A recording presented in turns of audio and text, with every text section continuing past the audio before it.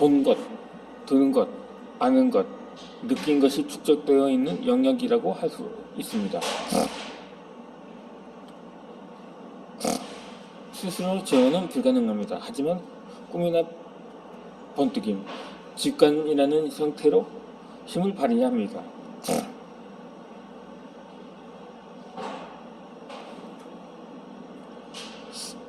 언제까지 나는 이렇게 할 거다, 언제까지 나는 이렇게 될 거다라고 공개적으로 말하면 이 무의식을 내 편으로 만들 수 있습니다. 이것은 생각보다 꽤 강력한 힘을 가집니다. 다른 사람에게는 하는 말은 다름 아닌 나 자신이 듣게 됩니다. 즉 자신의 무의식에 선언하는 것입니다. 그러므로 언제까지 나는 이렇게 할 거다, 언제까지 나는 이렇게 될 거라고 말이죠. 이렇게 사람들은 말하는 것으로 자신의 무의식에 선언할 수 있습니다. 이와 동시에 그 선언을 듣는 사람들의 무의식 속에서도 같은 일이 일어납니다. 그렇게 더 많은 사람들의 무의식 속에 같은 이미지가 생기면 여러분의 많은 것이 현실화됩니다.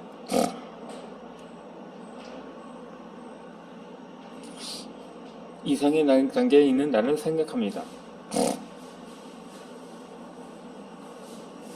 우리는 몇 살이든 어떤 타이밍이든 자신이 원하는 대로 꽃이 필 수 있습니다. 하지만 이 사실을 믿지 못하기도 하고 잊어버리기도 합니다. 왜냐하면 어떤 이상을, 그래도 우리가 살아가는 것은 어제와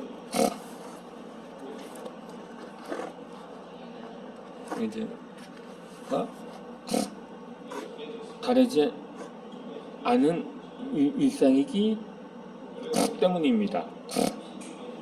그 일상 속에서도 잘 되지 않는 일도 수없이 많고 아무것도 하지 못하는 자신에게 실망하는 일도 일어납니다. 저도 마찬가지입니다. 그렇지만 그럴수록 더 의식하려고 합니다. 자신이 원하는 이상의 단계에 있는 나 자신을요.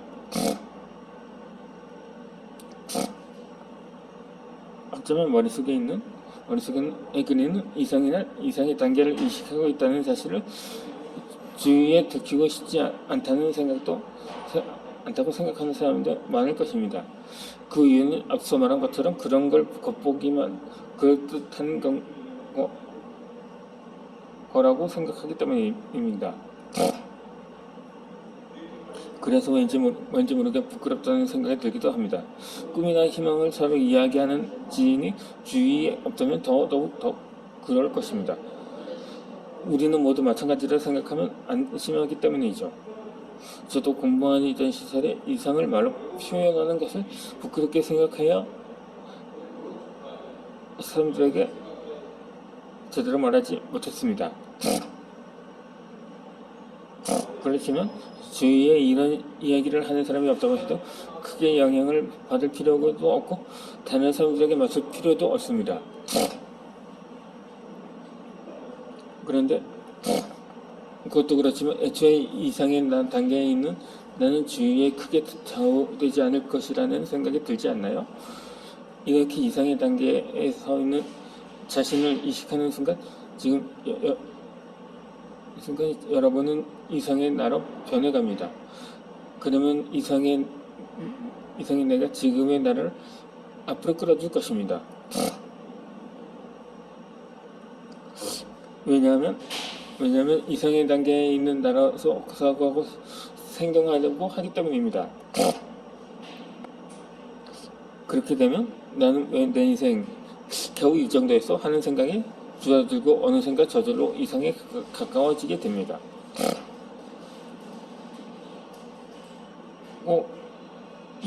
이 순간부터 한번 의식해 보세요. 그리고 방황하거나 변명을 하게 될 것 같다면 이렇게 생각해 보세요.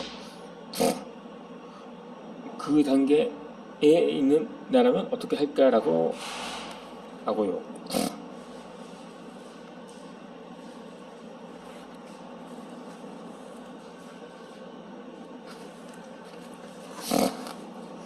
그렇게 목적지를 정하도록 합시다. 하와이에 갈 수 있는 진짜 이유가 있습니다. 왜 하와이에 갈 수 있을 거라고 생각해? 라고 묻는다면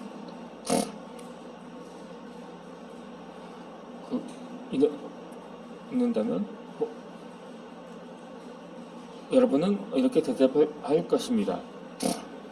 어떤 사람은 돈이 있으니까 라든가 시간의 여유가 있으니까 라고 말입니다. 그렇죠. 그것도 그렇습니다. 하지만 사실은 다릅니다. 하와이에 갈 수 있는 진짜 이유는 이것입니다. 그것은 목적지를 하와이로 정했기 때문입니다. 그러니까 돈이 있다거나 시간이 있으니까 하와이에 갈 수 있는 것이 아니라는 것입니다. 실제로 돈과 시간이 있어도 어디에도 가지 못하는 사람도 있고, 돈이나 시간이 있으면 유럽이나 두바이 등은 어디든 가는 사람도 있습니다. 그렇다면 왜 하와이에 갈 수 있느냐고 하면 하와이에 가기로 정하고 하와이에 향 비행기와 현지 호텔을 예약하고 비행기의 시간에 맞춰 공항에 가서 비행기를 타기 때문입니다. 너무 당연한 이야기라 생각하는 사람도 많을 것입니다. 그렇죠. 여행에서는 당연한 이야기입니다. 하지만 당연한 것을 살면서 하지 않는 사람이 너무 많습니다. 우리는 인생을 흔히 여행에 비유하곤 합니다. 아마도 인생은 이 세상에서 가장 긴 여행일 것입니다. 그것도 목적지조차 없는 여행이라든가 정답이 없는 여행 말입니다.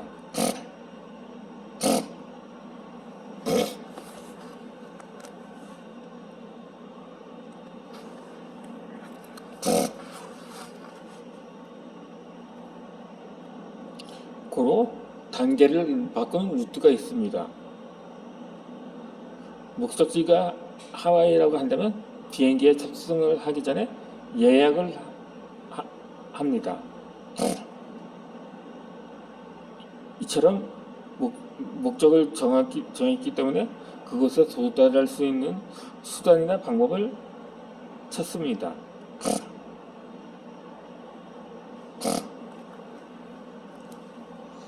학교에서는 공부와 문제의 답을 가르쳐줍니다. 그렇지만 사회인이 되면 전부 스스로 생각해서 결정해야 합니다.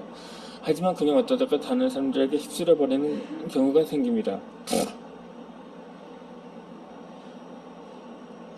학교를 졸업하면 모두 취업을 준비하니까 별 생각 없이 취업 준비를 해서 회사에 들어갑니다.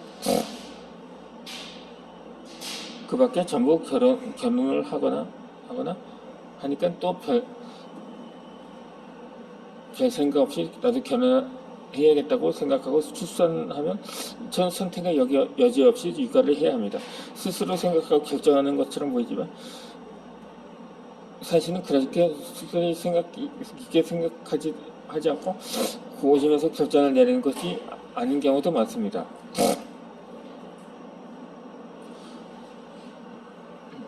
주변 사람들이나 그 당시의 상황에 따라 되는 대로 하다가 결과는 운에 맡겨버립니다. 목적지를 정하지 않은 채 유랑하는 여행자처럼 말이죠.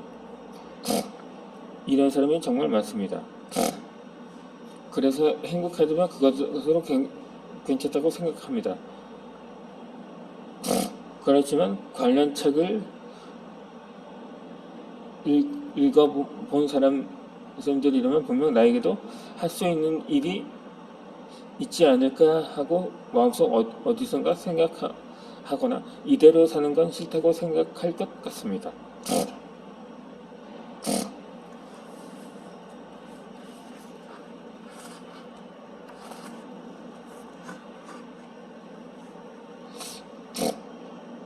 그렇다면 우선 무엇을 하고 싶은가 라든가 어떻게 되면 좋을까라는 목적지 설정을 해야 합니다.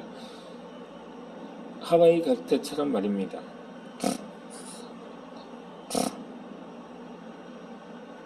그렇다면 워크 타임의 두 번째를 설정해 보도록 하겠습니다.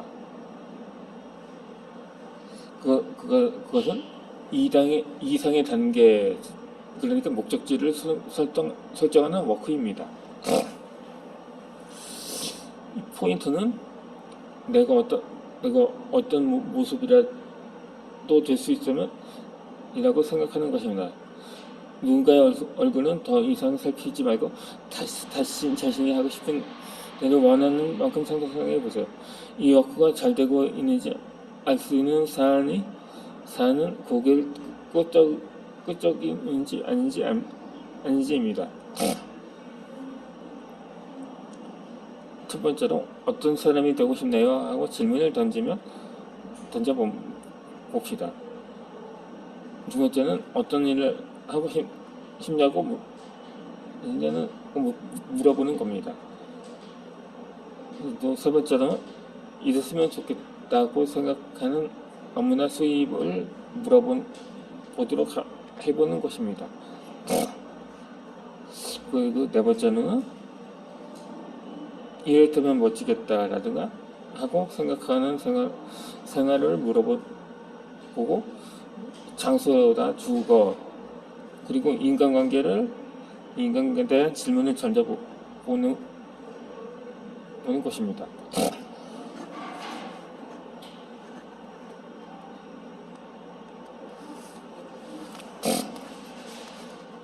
신경 써야 할 것은 타인의 얼굴색이 아니라 내 얼굴입니다. 목적지를 설정할 때 주의해야 할 점이 있습니다. 그것은 타인의 눈, 주변의 눈을 신경 쓰지 않는 것입니다. 주의하지 않으면 이렇게 하면 주변도 이해하겠지라는 선택지를 선택해버리기 때문입니다. 저도 마찬가지였습니다. 공무원을 그만두기로 결정하기까지 3년이 걸렸습니다. 그만둔 후에는 생활에 불안을 느낀다는 것도 이유 중 하나였습니다. 하지만 가장 큰 이유는 주변에서 무슨 말을 들을지 몰라서였습니다.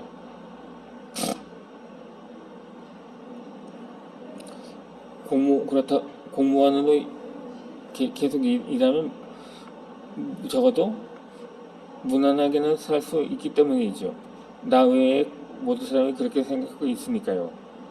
그래서 그만두고 싶어도 그만두지 못했습니다. 이렇게 다른 사람들의 얼굴색을 살피며 자신의 본심을 숨기는 일은 모두에게 있을 것입니다. 하지만 자신의 인생을 다시 내줄 사람은 아무도 없습니다. 내가 어떻게 되어도 누군가가 그 일을 중간에 이어받아서 해줄 수도 없으면 누군가의 탓을 할 수도 없습니다. 그러니까 누군가의 얼굴색을 살피고 있을 시간이 없습니다.